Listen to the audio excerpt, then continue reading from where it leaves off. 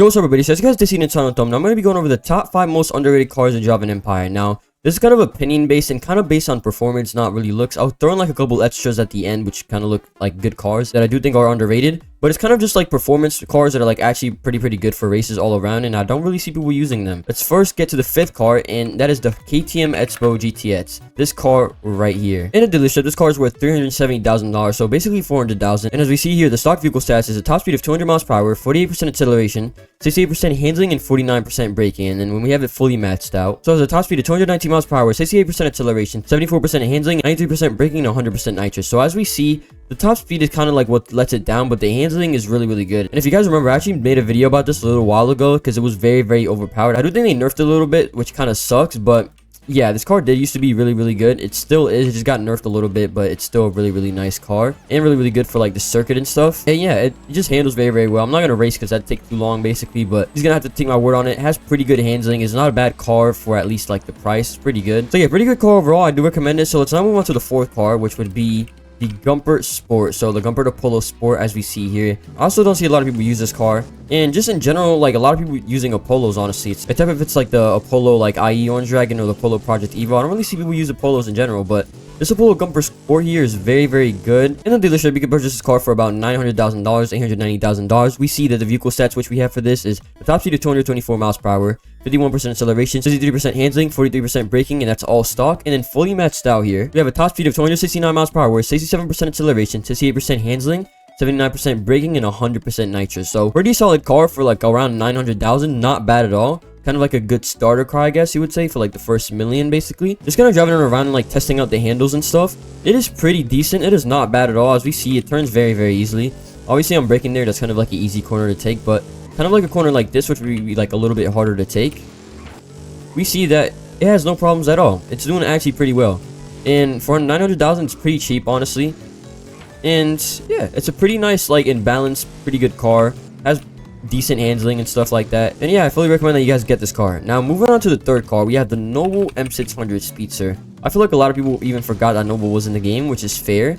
But here we have it, the Noble M600 Speedster. In the dealership, you can purchase this car for about $300,000 basically. And for the stock vehicle stats, we have a top speed of 232 miles per hour, 57% acceleration, 49% handling, and 32% braking. And then for the fully matched out stats over here, performance, and it is a top speed of 278 miles per hour, 76% acceleration, 54% handling, 56% braking, and 100% nitrous. So much better overall. And if we quickly go ahead and like test out the acceleration and the top speed of this car, we can see the acceleration is not bad at all.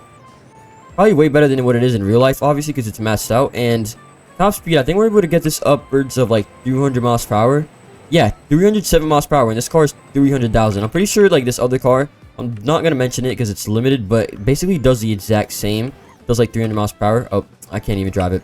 But yeah, it's a very good car. The handling is not bad at all. It's pretty like overall pretty solid. I do actually recommend it if you guys have like a price budget of 300,000 to get this car, because has good handling, is pretty fast, and yeah, overall pretty solid car and balance overall. So now let's move on to the 2nd car, which is the Pagani Huayra BC. Now yes, it is a Pagani, but I really don't see that many people using it still, at least for like races and stuff.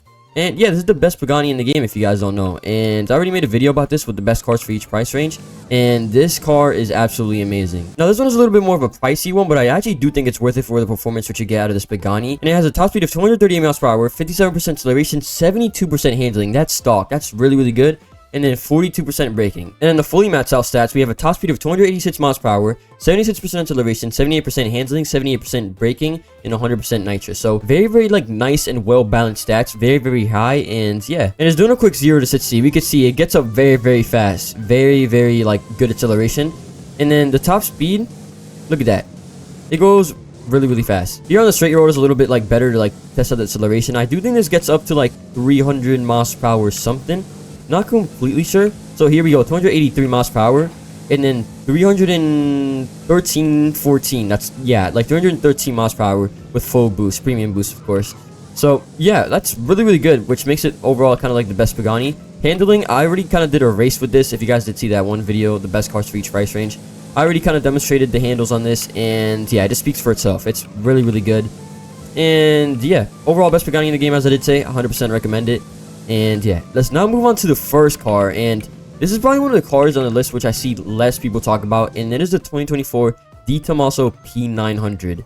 And bro, honestly, yes, this car is pretty like overpriced, but for the performance what you get, it is absolutely insane. And this car is just crazy, and I do feel like it's very much slept on. Now this one's definitely the most pricey on the list. It is a lot, I'm not gonna lie. As we see here, it is almost 8 million, so yeah, 7.8 million. But the vehicle stats which we have for this, which are stock, is a top speed of 235 miles per hour, 56% acceleration, 70% handling, and 50 braking. But the fully maxed out gets much better, and it's a top speed of 282 miles per hour, 83% acceleration, 76% handling, 94% braking, and 100% nitrous. So yeah, overall pretty good stats. And if we quickly go ahead and test out the acceleration and the top speed of this car, we can see acceleration has no problem. It is pretty good, pretty solid.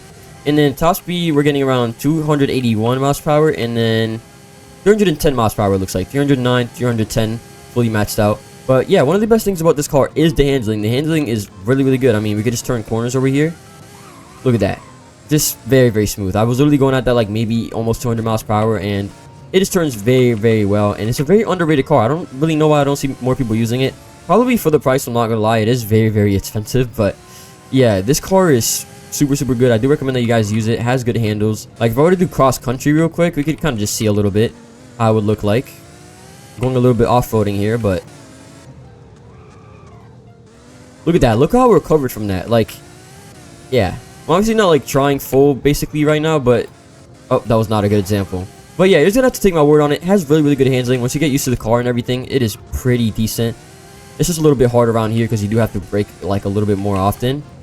But yeah, really good car overall. Now that was basically my top 5 list. Of course, it's opinion based, and it's not like deciding on like how good the cars look. It's not about like how the cars look. It's about performance. It's kind of like about the best performing cars, which I don't really see people using. So I do think they're a little bit underrated. But some cars which look good and also perform like, you know, decently for like, you know, the looks, and also I do think another extra car right here is the Veneer Super Sport.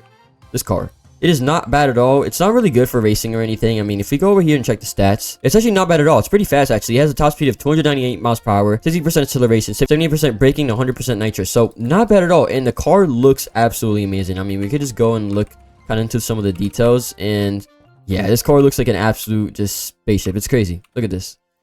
It just looks amazing. The interior, a bunch of detail everywhere. I really like how they did this for, like, kind of looks like a wing in the back, honestly. It's pretty cool. Yeah, I mean, just testing at the top speed, you can go ahead and see that we're definitely going to be able to reach 300 miles per hour.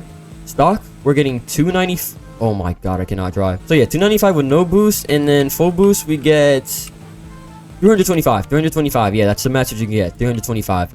And 67% handling, that's not bad at all, honestly. That's actually pretty solid. So yeah, this is another underrated car that I put as extra. Moving on, we have the Ravana J9R. I think this is supposed to be the Bugatti EB like 110 basically.